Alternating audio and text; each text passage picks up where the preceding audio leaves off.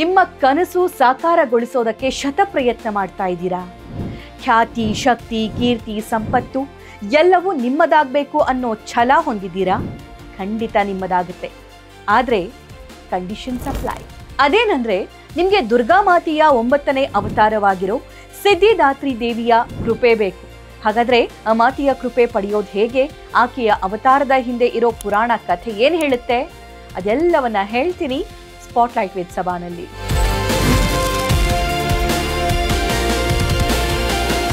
ದುರ್ಗಾಮಾತೆ ಒಟ್ಟು 9 ಅವತಾರ ತಾಳಿದ್ದಾಳೆ.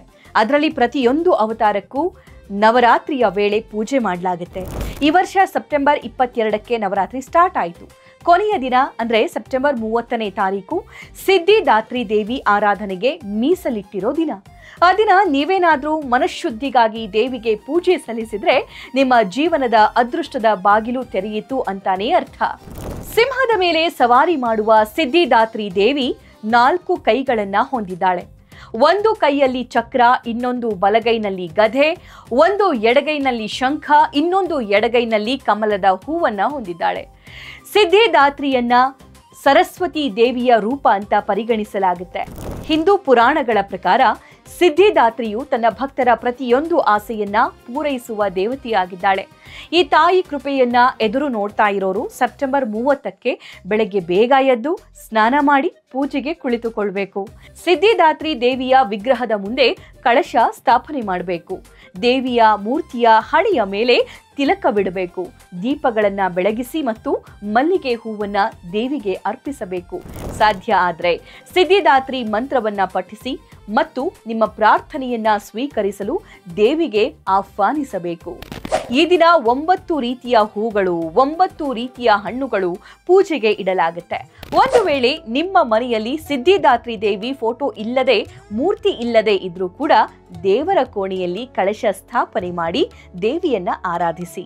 ಹಾಗೆ ಮಾಡಿದ್ರೂ ಭಕ್ತಿ ದೇವಿಗೆ ಸಲ್ಲುತ್ತೆ ಅನ್ನೋ ನಂಬಿಕೆ ಇದೆ. ಹಾಗೆ ಆ ದಿನ ನೀವು ಪಿಂಕ್ ಕಲರ್ ಡ್ರೆಸ್ ಧರಿಸಿದ್ರೆ ತುಂಬಾ ಒಳ್ಳೇದು ಅಂತ ಹೇಳುತ್ತೆ ಶಾಸ್ತ್ರ. ಪುರಾಣ ಕಥೆಗಳ ಪ್ರಕಾರ ಶಿವ ತಾನು ಸಿದ್ಧಿಯನ್ನ ಪಡಿಬೇಕು ಅಂತ ಸಿದ್ಧಿದಾತ್ರಿ ದೇವಿಯ ಮೊರೆ ಹೋಗ್ತಾನೆ. ಅವಾಗ ಶಿವ ಮೆಚ್ಚಿದ ದೇವತೆ ತನ್ನಲ್ಲಿದ್ದ ಸಿದ್ಧಿ ನೀಡುವ ಮೂಲಕ ಶಿವನನ್ನ ಪರಿಪೂರ್ಣನನ್ನಾಗಿ ಮಾಡಿ ಶಿವನೊಂದಿಗೆ ಒಂದಾಗ್ತಾಳೆ. ಆದ್ರೆ ಶಿವನ ಅರ್ಧ ದೇಹವು ಸಿದ್ಧಿದಾತ್ರಿ ದೇವಿಯಾಗಿ ಬದಲಾಗುತ್ತೆ. ಅಂದಿನಿಂದ ಶಿವನಿಗೆ ಅರ್ಧನಾರೀಶ್ವರ ಅನ್ನೋ ಹೆಸರು ಬಂದಿದೆ. ಸಿದ್ಧಿದಾತ್ರಿ ದೇವಿ ಭಕ್ತರಿಗೆ ಅನಿಮ, ಮಹಿಮ, ಗರಿಮ, ಲಘಿಮ, ಪ್ರಾಪ್ತಿ, ಪ್ರಖ್ಯಾಮ, ಇನ್ಶಿತ್ವ, ವಶಿತ್ವ ಅನ್ನೋ 8 ಸಿದ್ಧಿಗಳನ್ನ ನೀಡುವ ಸಾಮರ್ಥ್ಯ ಹೊಂದಿದ್ದಾಳೆ. ಭಗವಾನ್ ಶಿವನಿಗೆ ಈ ಎಲ್ಲಾ ಸಿದ್ಧಿಯನ್ನ ನೀಡಿದ್ದು ಈಕೆಯನ್ನ ಆರಾಧನೆ ಮಾಡಿದ್ರೆ ಭಕ್ತರ ಪ್ರತಿಯೊಂದು ಆಸೆಯೂ ಈಡೇರುತ್ತೆ ಅನ್ನೋ ನಂಬಿಕೆ ಇದೆ. ಹಾಗೆ ಖ್ಯಾತಿ, ಶಕ್ತಿ, ಕೀರ್ತಿ, ಸಂಪತ್ತು ಎಲ್ಲವೂ ತನ್ನಿಂದ ತಾನೇ ಬರುತ್ತೆ.